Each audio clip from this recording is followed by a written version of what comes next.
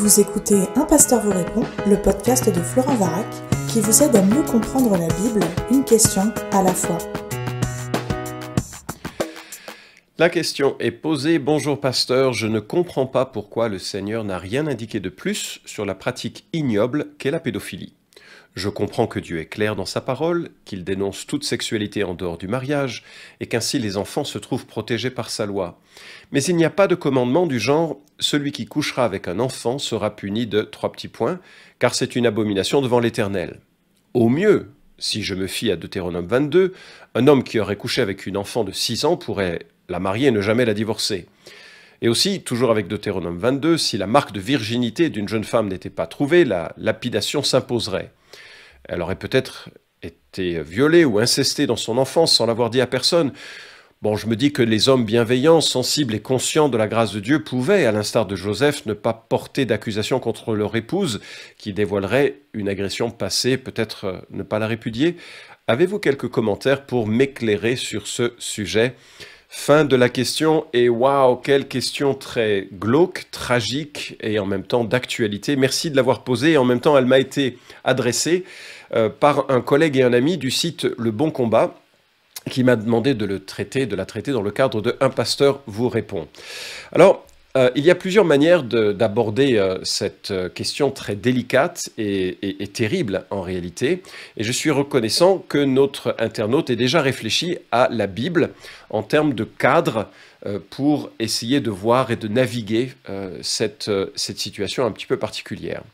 Alors, il a tout à fait raison, cet internaute, de remarquer que la Bible exclut par le cadre même qu'elle donne à la sexualité toute pédophilie. C'est absolument à placer en dehors du cadre moral de l'Écriture.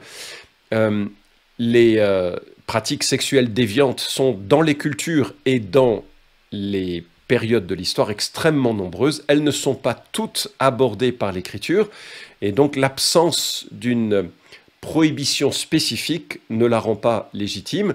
Nous avons énormément d'informations pour nous donner ce qui est une expression sexuelle légitime.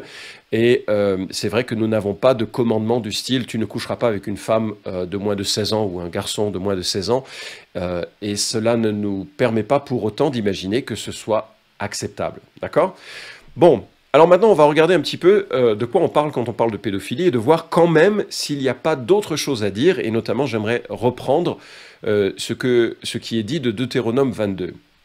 Alors les statistiques glauques, froides et terribles de l'inceste nous sont données sur le site de statista.com de la manière suivante. Le nombre de Français ayant subi un inceste de 2009 à 2020 est passé de 2 à 6,7 millions d'individus.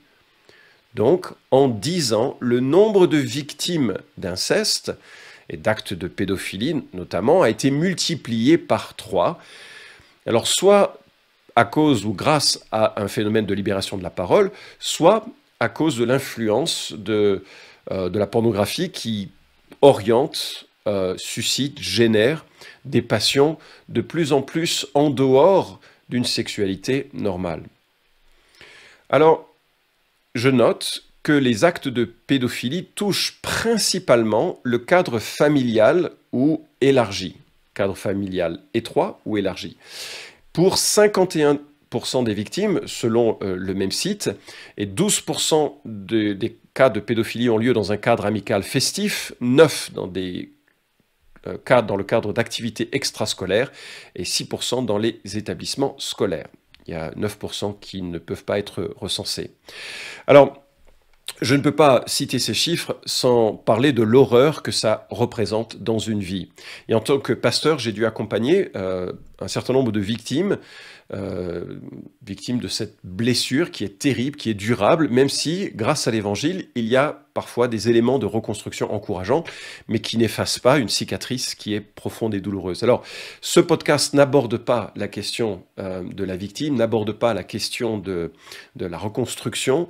D'ailleurs, je ne suis pas du tout un spécialiste là-dessus et je me garderai bien de donner en 20 minutes des pistes suffisantes. Je donnerai juste quelques repères de livres, éventuellement, à la fin de ce podcast. vaste. Ce qui m'intéresse ici, et c'est la question qui est posée, c'est le cadre biblique et éthique. Qu'est-ce que la Bible dit de la question? Alors, si je vois avec précision donc les statistiques évoquées, je pense que nous pouvons nous projeter et reprendre ces statistiques pour les ramener dans le contexte de vie de l'Ancien Testament ou du temps où Moïse nous donne la loi. À cette époque, il n'y a pas d'activité scolaire ou extrascolaire du temps de Moïse. Un enfant va vivre l'essentiel de son temps dans un contexte familial, pratiquement exclusivement. Or, précisément, c'est dans ce contexte familial qu'il y a le plus de risques d'inceste. Un magazine en ligne dit même que la pédophilie touche 7 fois sur 10 dans un contexte et dans un cadre familial. Et donc, si on reporte cette réalité, on se dit que la pédophilie, dans ce qu'elle est de plus fréquent, est une pédophilie familiale. La confiance d'un oncle, d'un grand-père, personne tierce, cousin, qui est brisée par un comportement immoral, violent et absolument criminel. Alors, si jamais cette réalité du cadre familial comme étant le cadre le plus exposé, et si on se reporte à la vie d'un enfant dans le temps de l'Ancien Testament, on réalise que, en réalité, le seul endroit où il sera en danger, c'est le cadre familial. Et d'ailleurs, il sera moins en danger à l'époque qu'il ne l'est aujourd'hui. Il ne faut pas se représenter les maisons comme étant les maisons ou les appartements que nous avons avec des tas de lieux différents où l'on peut se retirer. Les maisons étaient petites et les lieux isolés, rares. Donc, il était assez rare qu'un enfant se trouve seul avec un adulte en position dangereuse pour lui. Alors, pourquoi je dis ça? Bien, parce que, en réalité, ce n'est pas tellement Deutéronome 22 qui va s'appliquer à la situation sur laquelle je reviendrai, mais c'est probablement plus Lévitique chapitre 18. Et dans ce passage, nous lisons « L'Éternel s'adressa à Moïse en ces termes, parle aux Israélites et dit-leur, je suis l'Éternel, votre Dieu. Vous n'agirez pas à l'exemple de ce qui se fait en Égypte, où vous avez habité, ni de ce qui se fait au pays de Canaan, où je vous conduis. Vous ne suivrez pas les coutumes de ces pays, vous obéirez à mes lois et vous observerez mes ordonnances, vous les appliquerez, je suis l'Éternel votre Dieu. Vous obéirez à mes ordonnances et mes lois, l'homme qui les appliquera vivra grâce à cela, je suis l'Éternel. » Voilà un verset maintenant qui arrive, verset 6, qui est important. « Aucun d'entre vous n'aura de relation sexuelle avec une proche parente. Je suis l'Éternel. » Alors, et le texte continue, verset 9. « Tu n'auras pas non plus de relation sexuelle avec ta sœur ou ta demi-sœur, fille de ton père ou fille de ta mère, née dans la maison ou en dehors. Tu n'auras pas de relation sexuelle avec la fille de ton fils ou de ta fille. Tu te porterais atteinte à toi-même. Tu n'auras pas de relation sexuelle avec la fille d'une autre femme de ton père, si c'est la fille de ton père, car elle est ta sœur. » Verset 17, « Tu n'auras pas de relation sexuelle avec une femme et sa fille. Tu n'épouseras ni la fille de son fils, ni celle de sa fille, car elles sont ses proches parentes et ce serait une infamie. » On pourrait lire l'ensemble du texte, mais je remarque que Lévitique place un cadre assez strict d'interdiction de relations incestueuses, de relations sexuelles au sein de la famille. Or, souviens-toi, c'est le cadre, aujourd'hui, le plus dangereux pour un enfant, et c'est le cadre, parce qu'il y a justement un jeu terrible de contrôle, de confiance, de menaces qui peut se tisser. Et je ne veux pas évidemment mettre le discrédit sur des familles nobles qui veulent vraiment marcher avec droiture en honorant les enfants, et j'y reviendrai dans un instant. Il ne faut pas s'imaginer non plus que c'est un risque absolu et constant, mais il faut juste être conscient de cette réalité statistique. Alors, je reviens maintenant sur la question, on reviendra sur les aspects un petit peu des soins d'un enfant. Il y a un côté choquant à la question, je cite ce qui m'a été communiqué. « Au mieux, si je me fie à Deutéronome 22, un homme qui aurait couché avec une enfant de 6 ans devrait l'épouser et ne jamais la divorcer. » Alors j'ai beau lire et relire Deutéronome 22, je ne vois pas comment pourrait s'appliquer Deutéronome 22 à une telle situation. Parce qu'on ne peut tirer d'une section de la loi de Moïse des choses qui vont au-delà de son objectif. Le mariage est une institution qui implique un consentement mutuel. Certes ratifié par le père de famille au temps de l'Ancien Testament, et on sent que c'est assez pesant aussi dans le Nouveau Testament. Et d'ailleurs, plusieurs podcasts que j'ai réalisés pourraient être consultés sur cette question. Le 131, l'épisode 131, le mariage à la mairie est-il valide devant Dieu? Épisode 344, que penser du divorce et du remariage? Et l'épisode 322, est-ce péché de se marier avec 20 ans de différence d'âge? Il y aura peut-être une tournure là-dessus qui va peser aussi sur la question de la pédophilie. Mais Deutéronome 22, donc, n'est pas un guide exhaustif de toutes les situations.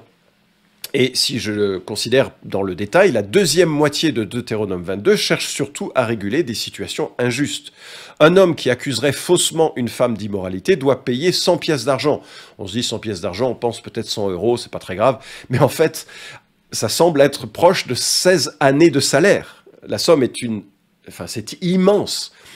Il semble qu'une demi-pièce d'argent, c'était le salaire mensuel d'un ouvrier babylonien. Donc on se représente bien que la somme est immense et elle cherche à préserver justement ce qui adviendrait d'une femme faussement accusée et l'homme soudainement croulerait sur une amende absolument immense. La condamnation de l'adultère et de l'infidélité lors de fiançailles et la protection d'une femme violée. Et il y a cette loi où un rapport sexuel sans engagement doit s'accompagner d'une amende très forte, 8 ans de salaire, et c'est une protection de l'épouse. Cela semble être un viol associé d'un emprisonnement au mariage, mais en réalité, le mariage ne peut avoir lieu sans le consentement du père, Exode 22. Donc une telle amende est considérable et protège en fait la femme qui aurait beaucoup de problèmes à se remarier si elle était dans cette relation qui, certes, établi de façon bancale, mais pas forcément de façon subie pleinement. Je n'ai pas le temps de le développer, mais je ne vois en tout cas aucunement la possibilité d'insérer la pédophilie en Deutéronome chapitre 22. Et puis il faut ajouter que le viol est puni de la peine de mort dans l'Ancien Testament. Personne, par ailleurs, n'imagine un consentement éclairé avec un enfant, donc je ne vois pas la possibilité de s'appuyer sur Deutéronome 22 pour permettre une relation sexuelle non librement consentie, parce qu'il n'y a pas un éclairage suffisant chez un enfant de 6 ans, évidemment. Et donc non, ça ne fait pas partie des possibilités de la loi. Et puis j'ajoute une autre dimension, et cette fois-ci on va prendre un petit peu plus de recul, avec le Nouveau Testament. Voilà le regard que porte Jésus sur un enfant, on le lit en Matthieu chapitre 18. À ce moment-là, les disciples s'approchèrent de Jésus et lui demandèrent « Qui donc est le plus grand dans le royaume des cieux ?» Alors Jésus appela un petit enfant, le plaça au milieu d'eux et dit « Vraiment, je vous l'assure, si vous ne changez pas et ne devenez pas comme des petits enfants, vous n'entrerez pas dans le royaume des cieux. C'est pourquoi le plus grand dans le royaume des cieux est celui qui s'abaisse comme cet enfant. Et celui qui accueille en mon nom un enfant comme celui-ci m'accueille moi-même. » Verset 6, écoutez bien. « Si quelqu'un devait causer la chute de l'un de ces petits qui croient en moi, il vaudrait mieux qu'on lui attache au cou une de ces pierres de meule que font tourner les ânes et qu'on le précipite au fond du lac. Quel malheur pour le monde qu'il y ait tant d'occasions de chute. Il est inévitable qu'il y en ait, mais malheur à celui qui crée de telles occasions. » Alors, il y a plein de choses à tirer sur ce texte. D'abord, et c'est un texte splendide qui évoque l'attitude nécessaire pour rentrer dans une relation avec Dieu. On ne vient pas à Dieu fort de son grand intellect, de ses grands accomplissements moraux, de sa réussite sociale ou familiale. On vient comme un enfant, avec l'humilité d'un enfant qui sait qu'il dépend d'adultes pour vivre. Et nous dépendons de Dieu pour vivre. On vient dans la repentance et dans la foi comme un enfant peut le faire. Il y a une simplicité à reconnaître sa faute. Il y a une simplicité à aimer Dieu qu'un enfant peut manifester et que les adultes doivent apprendre à imiter. Mais ce n'est pas bien sûr là où je voulais en venir. Là où je voulais en venir, au-delà de l'aspect émotionnel magnifique que Jésus, Dieu incarné, porte vis-à-vis d'un enfant. Enfin, dans ces cultures-là, les enfants, c'était rien. Et soudainement, ils sont élevés comme un modèle et un exemple pour rentrer dans le royaume de Dieu. Mais ce que je voudrais souligner, c'est que pour Christ, être une occasion de chute pour un enfant, c'est super, hyper grave. Et Je relis le verset 6. « Si quelqu'un devait causer la chute de l'un de ces petits qui croient en moi, il vaudrait mieux qu'on lui attache au cou une de ces pierres de meule que font tourner les ânes et qu'on le précipite au fond du lac. » Le propos est sévère, et il est sévère parce que les conséquences du découragement qu'une personne induit par un comportement de type pédophilie, mais ça peut être d'autres choses, sur l'identité de la personne, sur sa confiance en Dieu, sur la violence qu'il va ressentir à l'intérieur, la colère qui va bouillir pour avoir été dans cette situation vulnérable, associée souvent de fausses culpabilités, enfin, la pression de ceux qui ont subi des violences pédophiles est énorme. Et Jésus dit, je suis très conscient de ces réalités, et celui qui commet de tels actes est redevable de façon très très sérieuse. Ça ne veut pas dire qu'un pédophile n'a pas accès à la grâce de Dieu.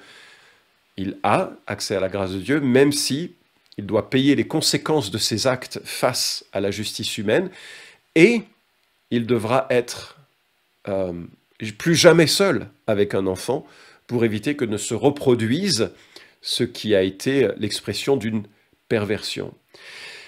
Mais je mets ça de côté pour l'instant, pour la grâce pour un tel homme ou une telle femme, parce que ça existe aussi, pour évoquer ce qui est de la réalité de la valeur d'un enfant. Et on ne peut pas dire que la Bible serait silencieuse face à des actes aussi odieux et aussi violents que les actes de pédophilie. Et les conséquences sont assez nombreuses. J'étais avec un groupe de jeunes missionnaires ou qui aspiraient à la mission à Amsterdam, et on travaillait avec Jeunesse en Mission. Enfin, on a eu une journée avec eux dans le travail remarquable qu'ils font auprès des drogués et des prostituées de la ville d'Amsterdam.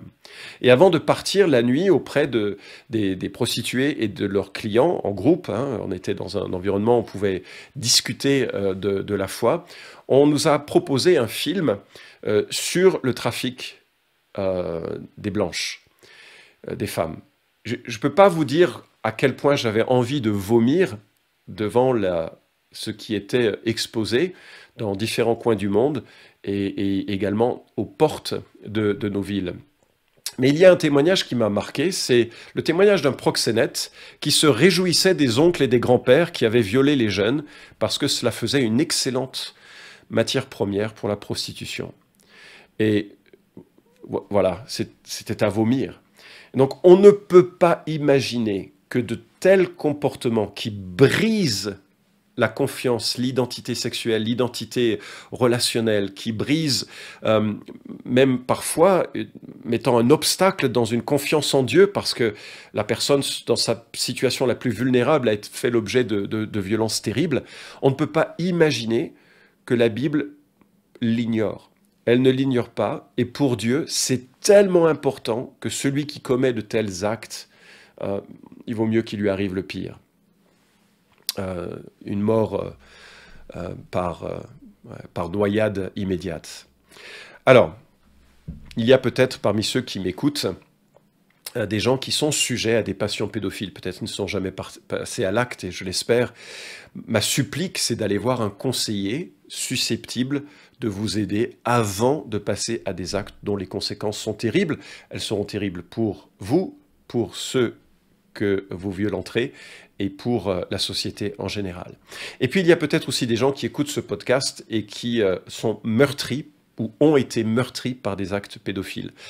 Là encore, je ne peux que conseiller la recherche de conseillers solides pour sortir de l'enfer de ces abus, mais également, si vous êtes encore mineur, de contacter les services sociaux, de contacter les services de police qui sont là pour vous protéger et pour faire peser une main de justice.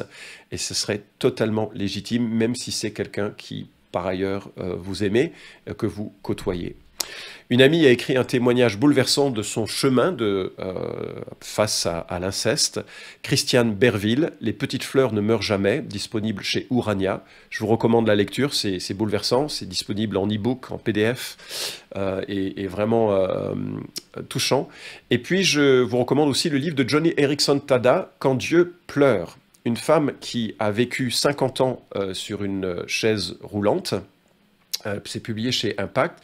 Ça ne parle pas de la pédophilie en tant que telle, mais ça parle de la situation de souffrance que l'on peut voir. Comment est-ce que Dieu vit les choses quand nous souffrons? Un livre fort, c'est pas un livre de philosophie ou de théologie. Il y en a d'autres que j'ai cités dans des podcasts, comme celui de Keller sur la souffrance aux éditions Clés, comme celui de Carson, Jusqu'à quand Seigneur, publié chez Excelsis. Vraiment des livres remarquables, mais là c'est plus une réflexion philosophique et théologique sur ces questions. Alors, un dernier mot, et je m'arrête là-dessus.